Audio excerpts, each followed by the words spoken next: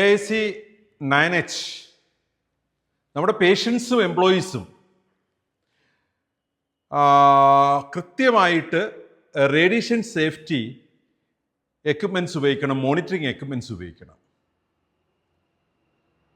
AIC 9H says that imaging persons and patients use appropriate radiation safety and monitoring devices where applicable.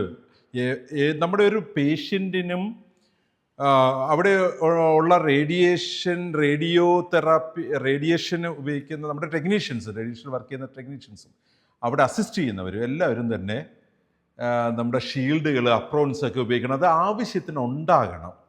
ഒരു സ്ഥലത്തേക്ക് ഒരെണ്ണം വേണം, ടെസ്റ്റിന് submit ചെയ്തു അല്ല, എത്ര എംപ്ലോയീസ് ഒരേ സമയം ഉണ്ടാകാൻ സാധ്യതയുണ്ട്. ബൈസ്റ്റാൻഡർ വേണ്ടുന്ന കേസാണെങ്കിൽ പേഷ്യൻ്റ് ഒരു പർട്ടിക്കുലർ പോർഷൻ മാത്രമാണ് ഇമേജിങ്, ബാക്കി സ്ഥലം കവർ ചെയ്യണം നമ്മൾ, കാരണം അവിടെ ഒരു എക്സ്പോസ്ഡ് ആണ്. സോ കൃത്യമായിട്ട് ഷീൽഡിങ് ഉണ്ടാവണം, ബോഡി ഷീൽഡിങ് ഉണ്ടാവണം, സ്റ്റാഫിനും ഉണ്ടാവണം, പേഷ്യൻസിനും ഉണ്ടാവണം, ബൈസ്റ്റാൻഡർ ഉണ്ടെങ്കിൽ, അറ്റൻഡേഴ്സ് ഉണ്ടെങ്കിൽ അവർക്കെല്ലാം ഇതുണ്ടാവണം. ആവശ്യത്തിനുള്ള അപ്രോൺസ്, ഷീൽഡുകൾ നമ്മുടെ കയ്യിലുണ്ടാവണം. നമ്പർ ഓഫ് ഡിവൈസസ് അതിന് ആനുപാതികമായിട്ട് നമ്മുടെ കയ്യിൽ ഉണ്ടാവണം. അത് ഈ ഒരു ഇൻവെസ്റ്റിഗേഷൻ, ഈ ഒരു NABHൻ്റെ അക്രഡിറ്റേഷന് മാത്രമല്ല, സ്ഥിരമായി അവിടെ ഉണ്ടാവണം.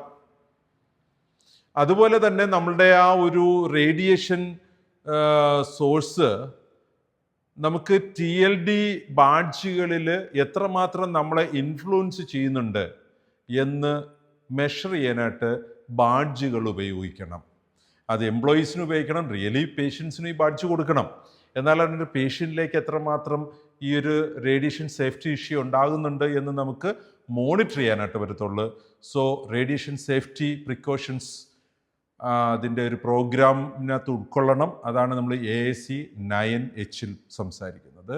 അവിടെ ഇത് വ്യക്തമായി മനസ്സിലാക്കിയാൽ നമ്മുടെ ഹോസ്പിറ്റലിൽ റേഡിയേഷൻ സേഫ്റ്റിയുടെ കാര്യത്തിൽ നല്ലൊരു അച്ചീവ്മെൻറ്റിൽ ഈ ഒരു കമ്മിറ്റ്മെൻറ്റ് ഒബ്ജക്റ്റീവ് എലമെൻറ്റ് നടപ്പിലാക്കുന്നതിലൂടെ എത്തുന്നുണ്ടാവും.